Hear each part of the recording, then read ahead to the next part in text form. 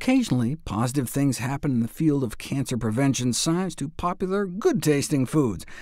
Yes, broccoli family vegetables are wonderful, but maybe a hard food for the public to swallow. By contrast, who doesn't like tomatoes? But studies using high-dose supplements of lycopene, the antioxidant red pigment in tomatoes, thought to be the active anti-cancer ingredient, failed over and over again to prevent or treat cancer, and may even end up promoting it, since at the high levels one can get with supplements, lycopene may actually act as a pro-oxidant.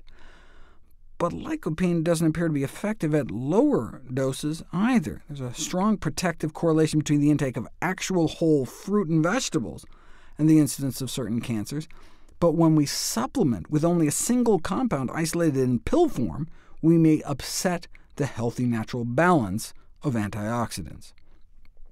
It does seem to be quite the human hubris to think we could reproduce the beneficial effects of consuming entire fruits and vegetables by giving supplements of a single phytochemical, which would normally interact with thousands of other compounds in the natural matrix Mother Nature intended. In addition to lycopene, other carotenoids in tomatoes include beta-carotene, gamma-carotene, zeta-carotene, phytofluene, and phytoene, all of which are known to accumulate in human prostate tissue. And there are also numerous non-carotenoid compounds in tomatoes that may have anti-cancer activity, not to mention all the compounds we have yet to even characterize. But it's not about finding the one magic bullet. The anti-cancer effects of carotenoids and other phytonutrients may reside in their combined activity. For example, at low concentrations, the tomato contains phytoene, phytofluene, and lycopene found in most people who eat normal amounts of tomatoes. There's very little effect on cancer cell growth in vitro, used separately, but combine them all together, and a non-effective dose plus a non-effective dose becomes effective somehow, significantly suppressing prostate cancer cell growth. And the same synergy can be seen across foods. Curcumin, the yellow pigment in turmeric, and curry powder, tomato extracts, and the vitamin E found in nuts and seeds do little to inhibit pro-growth signaling of prostate cancer cells, less than 10%, but all three together suppresses growth signaling like 70%. The whole is greater than the sum of its parts. So how about instead of giving cancer patients lycopene pills, we give them some tomato sauce? 32 patients with localized prostate cancer were given 3/4 of a cup of canned tomato sauce every day for 3 weeks before their scheduled radical prostatectomy.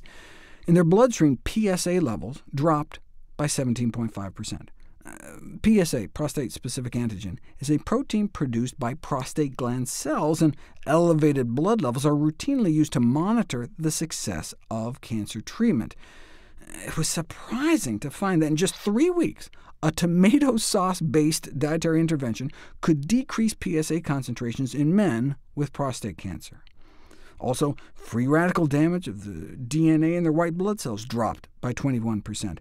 Imagine how antioxidant-poor their diet must have been beforehand if less than a cup of tomato sauce a day could reduce DNA damage by more than a fifth.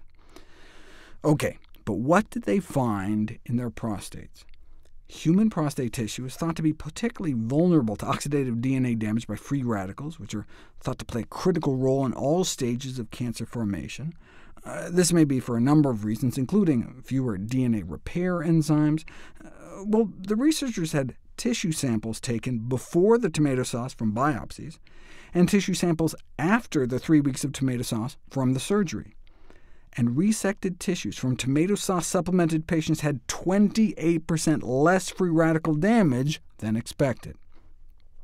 Here's the DNA damage in the prostate before the tomato sauce, and here's after.